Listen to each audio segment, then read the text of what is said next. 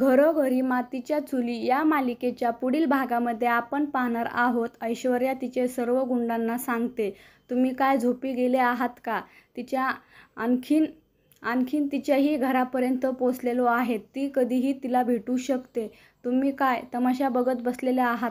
तिला लवकर देवा घरी पोहोचवा, नाहीतर मग मी तुम्हाला देवा घरी पोहोचवेल. तेव्हा तिचे गुंड देखील घाबरतात.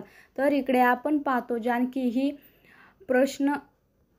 प्रशाला बोलते, ऋषिकेश आई ही जिवंत असल्याचे जसे मला माहीत झाले आहे तसेच ऐश्वर्याला देखील माहीत आहे. त्यामुळे तिनं आईला मारण्यासाठी गुंड पाठवलेले आहेत. तर इकडे आपण पाहतो लता ही देवाकडे प्रार्थना करत असते, ते माझे जानकी आणि माझ्या आठवणीने व्याकुळ झालेले असेल. मला कधी भेटाविशी झाले आहे. देवा काहीतरी चमत्कार कर आणि मला एकदा माझ्या जानकीच्या गळा भेट होऊ दे. त्याच वेळेस पाठीमागून आवाज येतो, म्हातारे तुला एवढी का घाई झाली आहे गळा भेट होण्याची? जानकीची गळा भेट होण्याच्या अगोदर तुझी देवाची गळा भेट होणार आहे.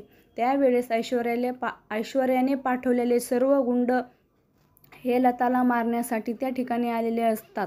त्या गुंडांना पाहिल्यानंतर लता देखील अतिशय घाबरते. पुढे येणाऱ्या भागामध्ये जानकी ऋषिकेशला गुंडांच्या ताब्यातून सोडू शकतील का हे पाहणे. जानकी ऋषिकेश लताला गुंडांच्या ताब्यातून सोडू शकतील का हे पाहणे अतिशय रंजक ठरणार आहे.